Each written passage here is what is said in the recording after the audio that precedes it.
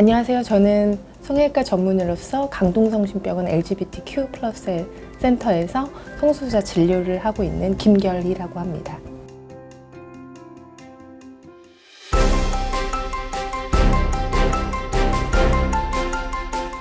어떤 단어를 쓰느냐가 왜 중요하냐면 사실 이제 언어는 생물이잖아요. 변화하잖아요. 왜 변화하냐면 사회가 변화하면서 의식이 변화하고 그 변화하는 의식을 언어가 담고 있기 때문에 중요한 거거든요.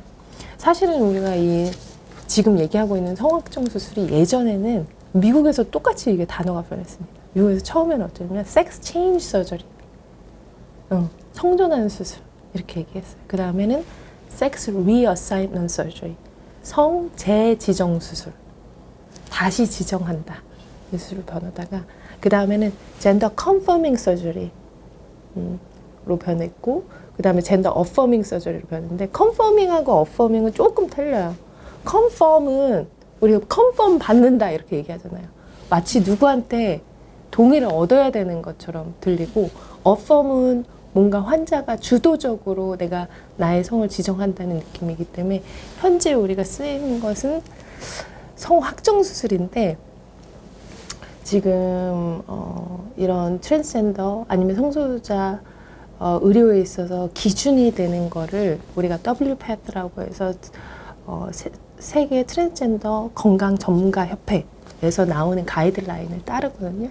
근데 이번에 가장 최신 8판의 가이드라인이 나왔어요. 그래서 그것을 저희가 번역 작업하면서 지금 저희도 생각 중이에요. 성확정 수술보다 조금 더 나은 단어가 있을까?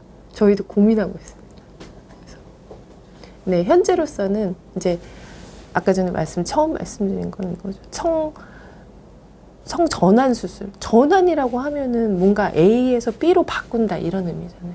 성확정 수술이라는 거는 원래 이 사람은 B였고 B였던 것을 확정시킨다 이런 의미이기 때문에 현재는 성확정 수술로 일단 쓰고 있습니다. 환자분들은 오히려 예전 단어를 쓰세요. 환자분들이 가장 많이 쓰는 단어는 SRS예요. Sex Reassignment Surgery. 아까 제가 얘기한 것처럼 성재지정 수술. 그래서 저 환자분들에게 제가 자꾸 SRS 이렇게 말씀하시면 그거 좋은 말이 아닙니다. 제가 말씀드리죠.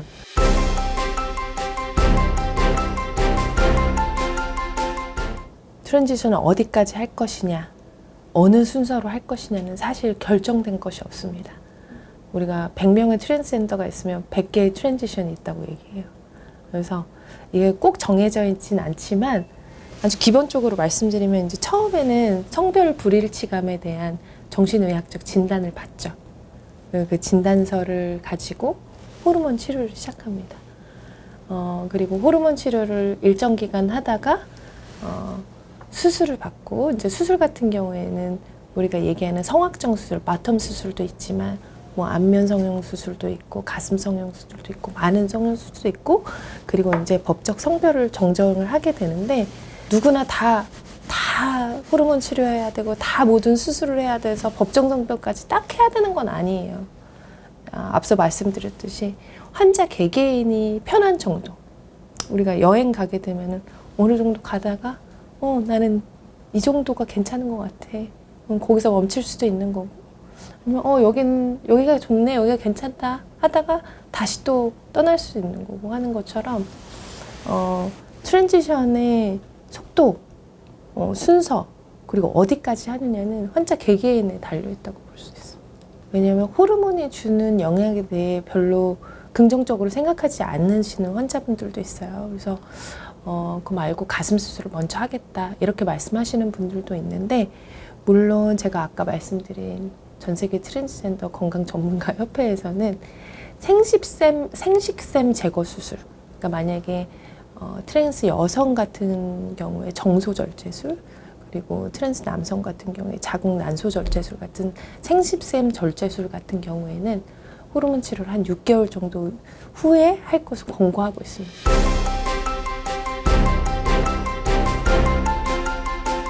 모든 트랜스젠더 환자분들이 호르몬 치료를 하는 건 아니지만 호르몬 치료로서 어느 정도 나에게 성별 불편감을 완화시키는 데 도움이 되겠다라고 생각되는 경우에 이제 호르몬 치료를 하게 되는데요. 트랜스 남성 같은 경우에는 남성화 호르몬 요법을, 그리고 트랜스 여성 같은 경우에는 여성 호르몬 그리고 남성 호르몬 억제제 요법을 하게 됩니다.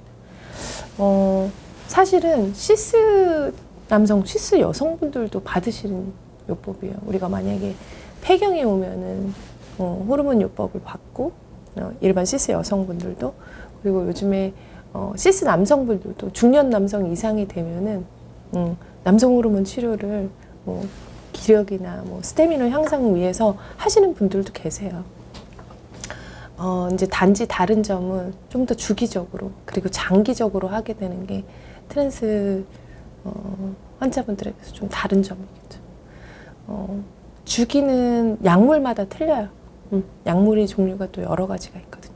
먹는 약도 있고 주사제도 있고 마르는 겔계제도 있고 하는데, 좀 아쉬운 점은 조금 쓸 수 있는 약이 종류가 많아서 환자분들이 사용하기 편하시거나 아니면 자기에 맞는 약을 사용하실 수 있으면 좋겠는데, 이게 또 전체적으로 보면은 트랜스젠더가 쓴 호르몬 약품의 마켓, 시장이라는 게 그다지 크지 않기 때문에 모든 사용 가능한 약품들이 지금 국내에 들어오는 것도 아니고, 또 품귀 현상도 많이 일어나요. 그렇게 충분하게 수입이 되지 않기 때문에. 그래서 그런 게 좀 안타까운 점을 할 수 있겠습니다.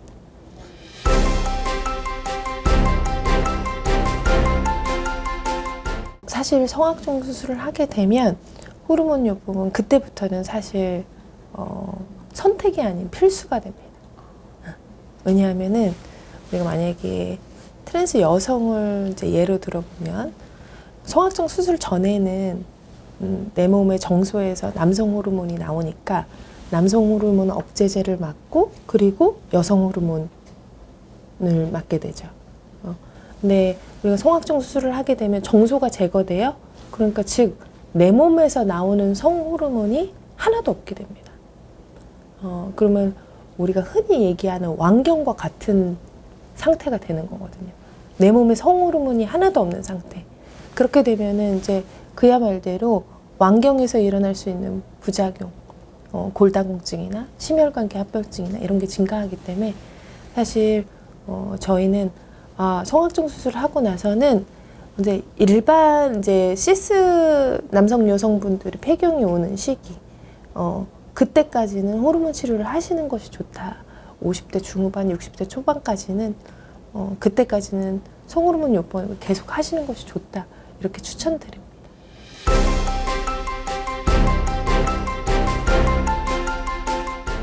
이런 트랜지션 관련 의료가 급여화되는 것은 우리가 결론적으로 가야 할 길이죠.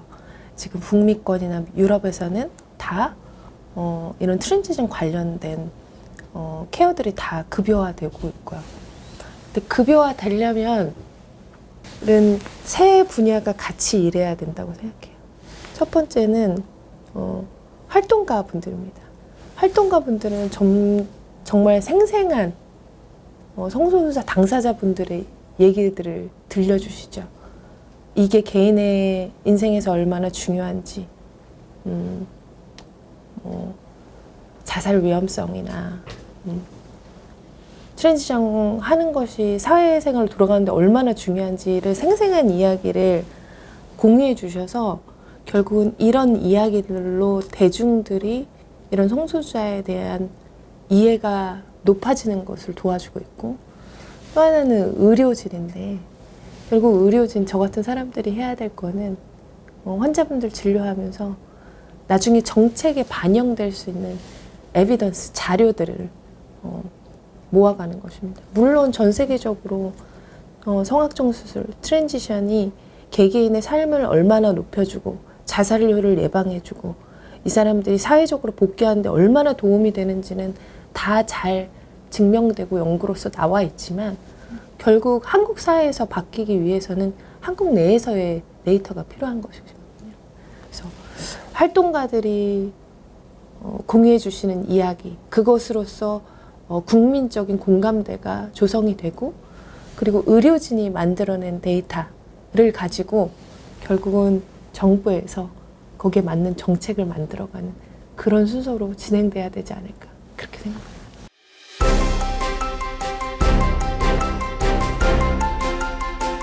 한국 성소수자의료연구회는 성소수자 진료를 주로 하고 계시는 다양한 과의 선생님들, 산부인과, 가정의학과, 정신건강의학과, 성형외과, 그리고 또 그쪽에 연구를 하고 계신 의대생 교육이나 이런 거 연구를 하고 계신 의료진, 연구진들이 모여서 만든 단체입니다.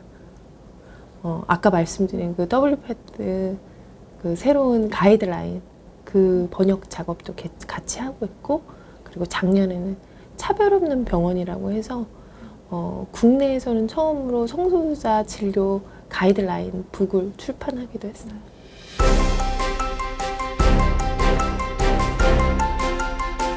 저도 작년에 제 모교인 한림대 의대 가가지고는 본과 2학년 대상으로 성소수자 의료에 대한 강의를 2시간 했었는데 일단 문제는 점차 의료가 발전이 넓어지고 분야도 넓어지고 전문 지식도 많아지니까 그 제한된 커리큘럼 내에 어떤 지식들을 꼭 의대생에게 전달해야 되는지 그거를 짜는 게 쉽지는 않아요.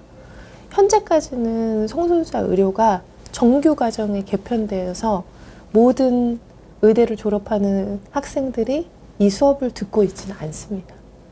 근데 결국 중요한 것은 이게 정규 과정에 들어가는 것이겠죠. 물론 성소수자 관련된 모든 전문 지식들은 결국은 자기 전문 분야를 택하게 되고 그러면서 들어갈 수 있지만, 사실은 트랜지션과 관련되지 않은 어떠한 과들도 자기 진료실에서 성소수자 환자분들을 만나게 될 거거든요. 그래서 그분들을 이해하는 수 있고 그분들이 어떤 의료가 필요한지 정도는 그 정도의 기본적인 지식은 전달될 수 있을 정도로 의대 교과과정, 정규과정에 편입되는 게 가장 중요하다고 생각합니다.